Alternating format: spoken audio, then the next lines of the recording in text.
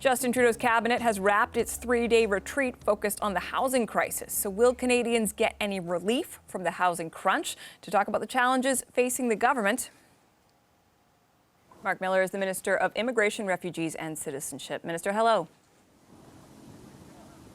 Thanks, Catherine. So listen, we are talking about an affordability crisis, a housing crisis. A significant number of Canadians believe that your government is responsible. Do you believe that you bear at least some of that responsibility? Well, Catherine, we just, like you said, spent the last 3 days in Charlottetown talking about what is on the top of people's minds, which is affordability, and principally the housing crunch, which has been, as we heard from experts, for decades in the making. Canadians want and expect us to help, particularly after the wave of really strong interventionist policy after COVID, but we are facing a tight fiscal environment. The questions that we needed to face as a cabinet is, one, what are Canadians telling us, which is a big element of the meeting? Two, what are the experts telling us? And then three, what is a government that holds the promise of Canada in its hand going to do in the environment that we have, which is a tight fiscal one, and one where we know that the federal government does have a role to play, whether it's affordability generally, but specifically on housing. So those are the elements that we talked about. And we know that there is not a simple one-piece solution for this, but we do know that we have to play a role, and that is what we were doing as a cabinet.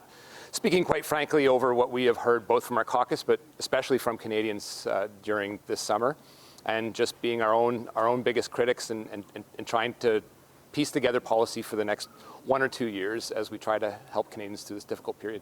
Okay, if you had someone in front of you, though, who suddenly finds themselves at risk of losing their house, they're using a food bank when they weren't last year, why would that person support your government right now if their life has become more difficult while you were in power? Well, first, a number of things. That reality is something that we can't deny. It will be of cold comfort to that person to point out the billions of dollars that we have invested, the first government in a generation to do so. That person probably wants to hear what's going to get me through next week. That's something that we obviously need to listen to, but obviously act on. And the government, our government in particular, over the last 3, 4, 5, 6, 7, 8 years has done a number of things really to take people out of poverty. Clearly, that has not been enough, but it's something that's important to recognize as we look at the importance of acting over the next 2 years.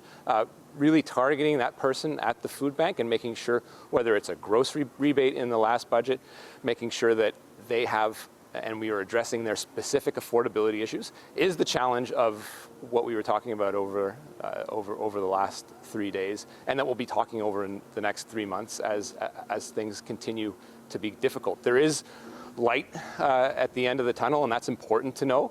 But during that period, people will be looking to us and provincial governments and municipal governments to relieve the true, fiscal hardship that person's facing, whether it's going to the food bank, whether it's being worried about that mortgage payment. And so that is something that the federal government is expected to act, and I think you'll see that in the next few months. Well, and that is where I wanted to go with you on this. I mean, the cabinet shuffle was framed by people around the government, people in government, as being about a stronger focus on housing, a stronger focus on affordability. You have this cabinet retreat, it's framed as being about housing, cost of living. Why didn't you announce anything concrete to deal with those issues? Well, first, these opportunities are biennial opportunities for the cabinet to get together and talk privately about what Canadians are telling us, what they want us to do, and then how we react as a government. So they don't necessarily come with explicit announcements coming out of them. That's sort of a sensationalist approach that is not only productive, but is important to avoid in a time when people are looking at us for serious answers that bear some reflection. This was a point in time where we needed to hear from the experts and talk about what needed to be done. Acknowledging the problem is one thing, and then putting forth measures that will address those specific affordability items are key elements to our response. This isn't something that arose last week. Indeed, as I mentioned, the experts have been saying this is something that has been building when it comes to housing specifically over 4 decades. And our prior budgets have moved incrementally, whether it's to remove hundreds of thousands of children out of poverty, whether it is to invest for the first time in a generation in housing, to really address those issues. But we know it's not enough, as evidenced by a lot of really compelling, heartbreaking stories about families that are struggling to make ends meet. With rising interest rates, that is an increasing problem, and that is why we had to have that opportunity, that space to speak 3 days to each other, quite frankly, about what the next measures will be. So I think all eyes will be on the fall economic statement and the measures that we would announce in the interim to Canadians to address this in a punctual fashion. Okay, you are talking about targets that are months away. Pierre Poilievre said today he wants your government to recall the House of Commons tomorrow to address cost of living issues. What's your response to him? Well, look, we all know that the leader of the opposition is probably the least serious conservative leader of the opposition that we have seen ever.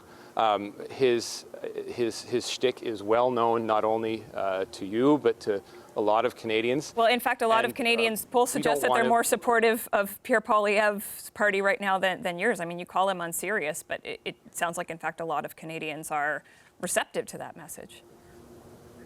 Well, I think he's been very good at channeling frustration, and our job in government is to channel hope and to make sure and to prove to Canadians that we are the credible and competent government that they have seen us be able to deploy some historic measures to help Canadians not only through COVID, but through the hard times that have arisen since then. And any person looking for a government to lead needs to look at a serious government. And what we see is this shtickish approach that is consistent, and it's to channel fear and at times to channel hatred. And that's something that I think we have to call out when we see it. Channeling hatred, Minister? But again, when we see something, when we see serious, Catherine, when we see serious proposals from the leader of the opposition, obviously we owe it to Canadians to entertain those, but yet coming out of this person, it is difficult to say that we've seen anything credible and serious since his time taking over. Okay, I do want to, I mean, those are some pretty serious allegations you leveled against Pierre Poilievre. I do, though, want to ask you about something in your portfolio, and we've only got a minute left. When it comes to housing, both Minister Fraser and yourself have discussed capping the number of international students who come to Canada. Quebec already saying no. Is that going to stop this plan? Well, we have to have a conversation with Quebec and provinces that have had an enormous economic boom from a $20 to $30 billion economic boom that these students have created. The numbers of students coming to the country now are at 700,000-800,000. That is significant, but it has created an ecosystem with perverse incentives that are connected to it, including at times fraud that we will have to address for the integrity of the system, and the potential volume pressures that this has had in certain areas on housing. Now, no one's going to blame international students for the housing crisis that's been present and growing for 40 years. But the reality is volume, and we have to look at that in a sober and reflective fashion.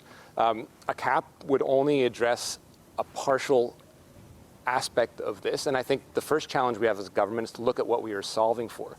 In my particular portfolio, I'm solving for the integrity of the system, which has been challenged by perverse incentives, by a $20 to $30 billion economy thanks to international students that are going to be the future of this country, but also people that have been given false hope by some bad actors and are in this country not necessarily studying, or have been whose good faith has been abused of. And I think that's something we have to take a look at, whether we look at the trusted institution models of those institutions that are offering students that hope, or institutions that are actually doing a good job that perhaps want to see more international students. So there isn't a one single solution to addressing this, although a cap is something that we're obviously need to look at in a reasonable fashion to address what is a historic number of people coming in on student visas and some folks abusing the system.